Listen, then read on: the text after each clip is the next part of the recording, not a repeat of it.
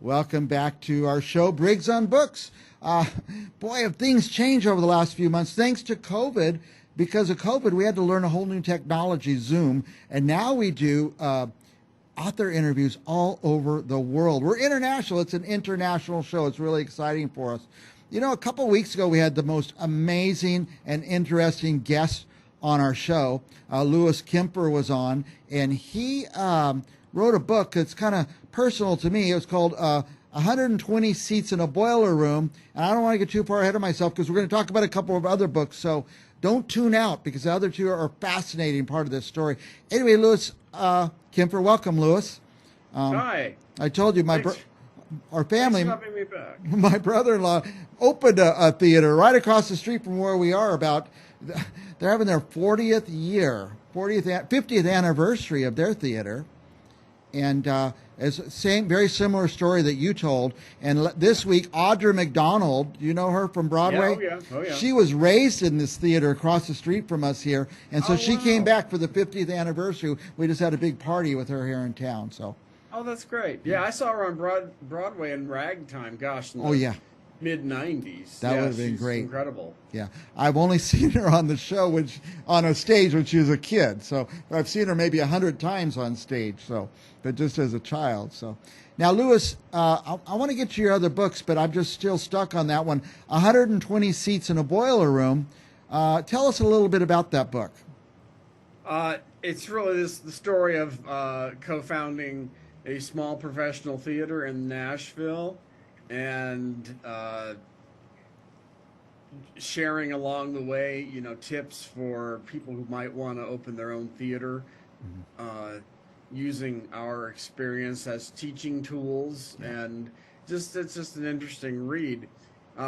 It just picked up its 6th award. Wow! But the two before that landed the book cover on the NASDAQ screen in Times Square. Right there in Times Square, yeah. Did that come along with one of the awards the book won? That's what? Did that Times Square come along with one of the awards that the book won? Yes, it did. That was a result of, I won 2 categories for the book. I was the top of 2 business categories, entrepreneurship and something else. But as a result of that, they projected the book cover, along with a few others, in Times Square, which is just blows my mind. I was standing out there with my son the other day in Times Square. He's a dad, in about a half hour, I forget the number, like 400,000 people are going to come out of theaters and flood Times Square. And I stood there and watched it. It's just amazing how many people go there during the day and after shows and before shows, and just tourists go there. Now, I want to say this. There's a lot of people thinking of opening theaters, dinner theaters, or their own little theater to put on productions. And your book does a couple things. I think it's very informative, tells people what you have to go through to get there, but also lets people know that it can be done. Yeah, I think so. But there's a lot, I think, city permitting, building codes, so many things you had to go through, I'm sure. So many things you have to deal with, yeah. Now, do you have that image of the Times Square? It didn't come through. It didn't come through for us. Okay. But I'm going to put the cover of the book up there just for our viewers to see, because it is, I'm getting this for my brother-in-law for Christmas. So if you see, if you see an order come through the week before Christmas, that's me. Yeah, book sale. I love it. I can't support it until then. So anyway, congratulations on that one. I wanted to ask, by the way, the theme of the show today is you're a guy who goes through battles and overcomes obstacles, tremendous obstacles that most people can't even imagine. And that's why I wanted to bring up your very first book. Yeah. Tell us about that. Well, it's called Don't Mind Me, I'm Just Having a Bad Life. And the reason I came up with that title was I found myself so often saying, don't mind me, I'm just having a bad day. Or don't mind me, I'm just having a bad month. And I thought, with everything the challenges I've had from childhood through adulthood, I'm like, don't mind me, I'm just having a bad life. So there's a lot of dark humor in it. It is definitely not for everybody. It's not for young people. There are probably a lot of triggers in it for people with addictions, but I've suffered from pretty severe depression for more years than I can count. And I think what I wanted to do in that book was not only tell the story of overcoming. I still have depression. That's not going to go away. But overcoming some of the obstacles and an addiction. And for me, I wanted to trace it back and go, when the heck did the depression start? And I traced it back to age 4, if you can believe that. And so the story starts there, and it starts with a biological father who was abusive, and then a first stepfather who was abusive, and just all that stuff along the way that eventually led to a drug addiction. So it sounded like people who young people would count on in their life kind of let you down and abused you. Absolutely. And I think it all paved the road to addiction. And it's not really a spoiler, but the book ends on a good note. I'd kind of been avoiding God my whole life, so it's a little bit of a theme of that, but it's not. This is not a book. I always said that this book is probably not going to be embraced by the LGBTQ community, of which I'm a part of, or the Christian community, which is another. Yeah, I'm also a part of that as a Christian. I thought, gay people aren't going to sit down and read this book because there's some God talk in it, and little old lady Christians aren't going to sit there and read a book about some gay guy who overcame an addiction. So didn't it win an LGTB an award? It won 7 awards. Yeah. It got a first place in that particular category from the same contest that put me in Times Square last week. It got Book of the Year in the LGBTQ category. It got an Indie Reader Discovery Award again for that same category. So it did well as far as awards, and it did decently on sales. But you got to remember, with self-publishing. Yeah. When did this book come out, by the way? This came out in 2019. 2019. Okay, and that was your first book. Wow. That's the first book. Yeah. Now, talking about, by the way, I don't want to give spoilers away, but you overcame a lot, and you've done some great things. I mean, I think something in music, maybe acting. I forget everything you've done, but you overcame, and you did some incredible things. Yeah, I used my theater experience, of which the second book focuses on, to launch myself into a career with Disney. I wanted to share just something from the first book, if there's time. Yeah. Because it was really an eye-opening thing for me. So, do we have time for Yes. a quick story? Yeah, I'm going to stick you a little bit on your upcoming book too. But yeah, I'm fascinated by this one. Don't mind me. I'm just having a bad life. So after my biological father left my mom, we kind of did the every other weekend thing.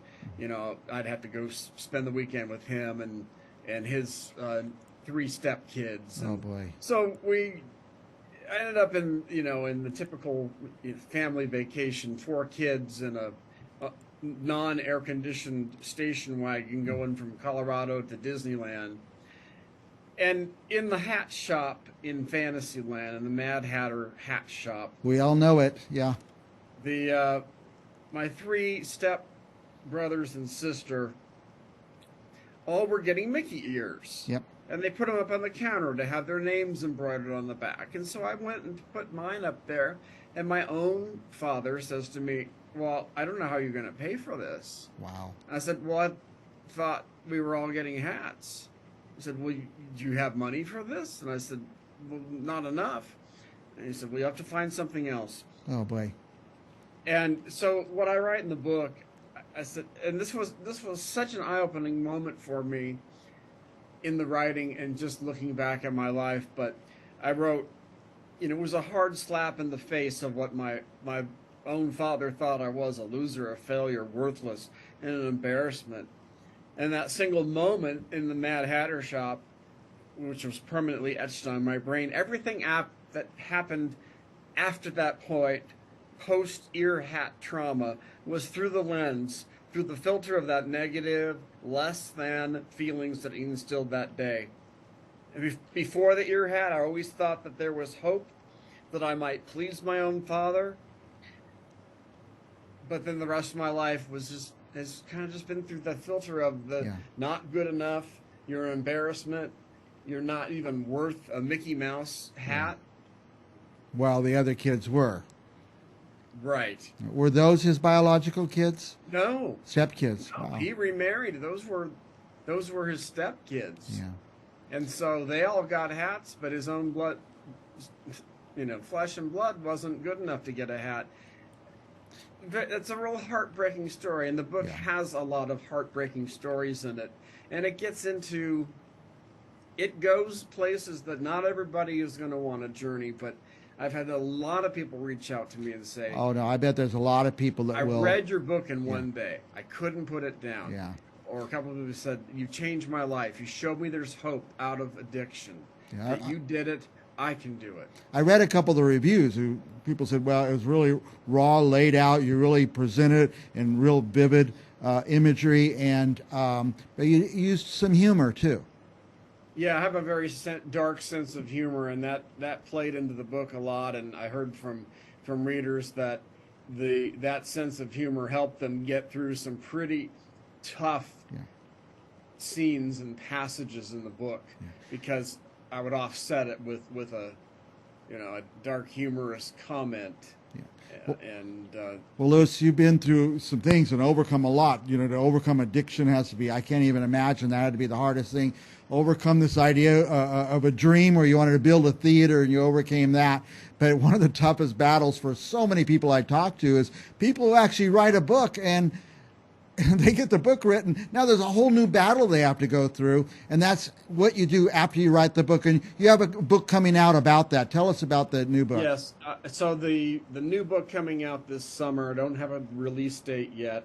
I mean, it's called Basic Training for the Self-Publishing Battlefields. And so there's a whole military motif, from the artwork down to a fictional narrator of the book who's an Army drill sergeant. Okay. Who's like, "All right, new recruits, you're ready to self-publish. This is going to be the hardest thing you've ever done in your life.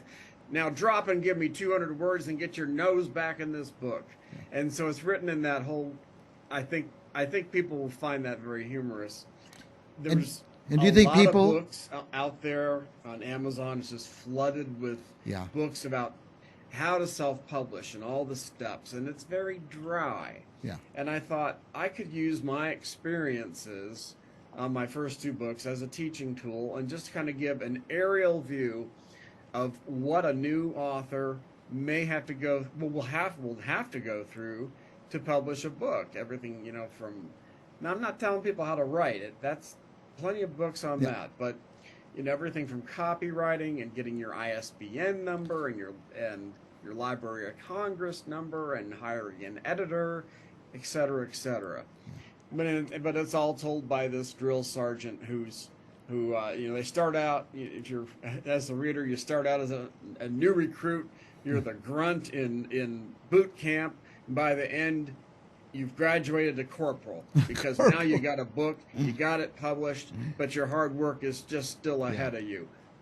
Well, Lewis, I talk to authors on this show every day, and I think a lot of people are going to relate to this book, and just a guide, somebody who's been through it.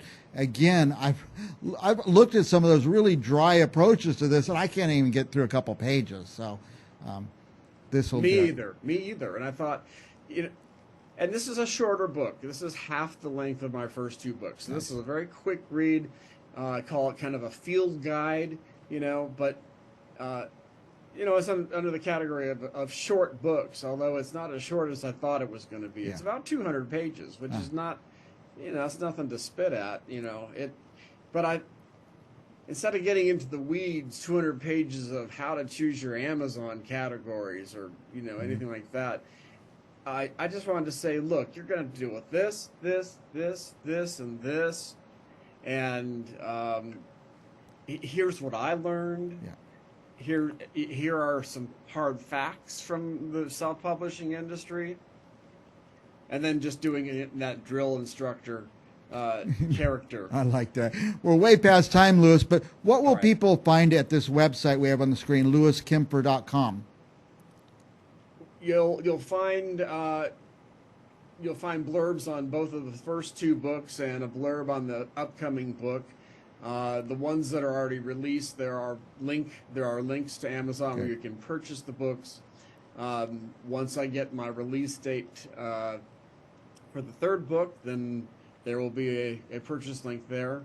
Excellent. Or you can simply go to Amazon and do a search on the book titles.